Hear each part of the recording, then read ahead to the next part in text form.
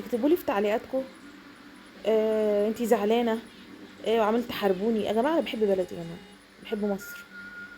ليه الحروب دي كلها؟ يعني انا المفروض ان انا ادافع عن بلد مين يعني؟ يعني زي ما بيقولوا انا واخويا على ابن عمي وانا ابن عمي على الغريب. يعني لو حد جه على بلدي اكيد هبقى مع بلدي، ولو حد جه على ابن عمي اللي هي الدول العربيه يعني اكيد هبقى معاه، لان احنا كده المصريين كده. بتحاربوني ليه في التعليقات يعني؟ ايه انتي وانتي وانتي وانتي مصريه، وانتي وانتي وانتي انا افتخر ان انا مصريه. بتحاربوني عشان بعمل فيديوهات وبحب في بلدي. انا حر احب في بلدي زي ما آه مصر ذكرت في القران 3 مرات يا جماعه، انتوا عارفين كده. انا بحب بلدي، بحب بلدي، وهفضل ابيته ورضيته. تكتبوا في التعليقات اللي انتوا عايزين تكتبوه. طبعا مش المصريين اللي بتكتب في التعليقات، طبعا المصريين بالعكس واقفين جنبي وبيحبوا بلدهم زيي بالظبط. انا بتكلم عن الناس التانية، كل الاجناس بقى. انا بتكلم على ناس تانية، بلاد تانية، مش هذكر اي بلاد. قولوا اللي تقولوه، صرصرة على الفاضي ملهاش اي لازمة. انا بحب بلدي زي ما انتوا يلي بتكتبوا لي في التعليقات وبتحاربوني وبتكتبوا تعليقات. حتى مش هطلعها اوريها للناس، اقل من مستوى انا اطلعها. انتوا بتحبوا بلادكم وبتدافعوا عنها، فلكم حق تدافعوا عن بلادكم. لان كل يعني انت لو ما دافعتش عن بلدك تبقى قليل الاصل. وانا برضه بدافع عن بلدي، بس في فرق، في فرق. مصر كان فيها ميزه حلوه قوي، وخايفه ان انتوا تخسروها بجد. مصر كانت من نوع المصريين يعني، من النوع اللي بتزعل مش على نفسها بس، بتزعل كمان على اخواتها اللي هي بدل عربيه يعني.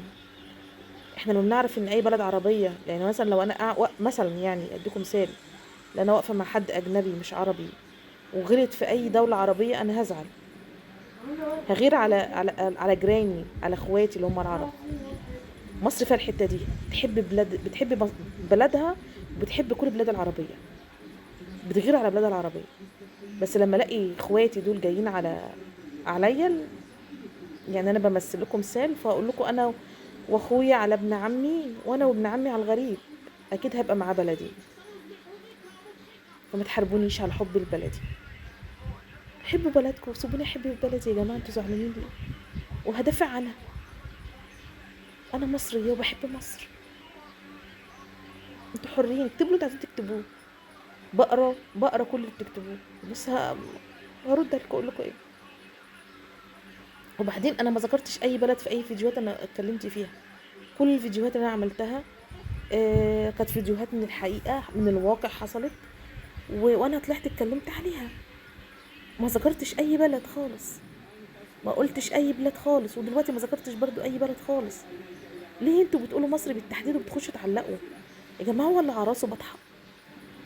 انتوا ليه عايزين تزودوا الفتن؟ في ايه بالظبط؟ انا مش عارفه اقول لكم ايه غير ان انا يعني اكتبوا اللي تكتبوه يا جماعه، مش هغلط فيكم. بس انا بحب بلدي. الكلمه دي بتضايقكم بتغيظكم، مش عارفه ليه. مش عارفه بتضايقكم لكن انا بحب بلادي. انا بحب، بعشق بلدي. ولو هعمل الاكونت كله عن حب لمصر هعمل كده، ما عنديش اي مشكله. انا من صغري اتربيت، اهلي ربوني عن حب البلدي.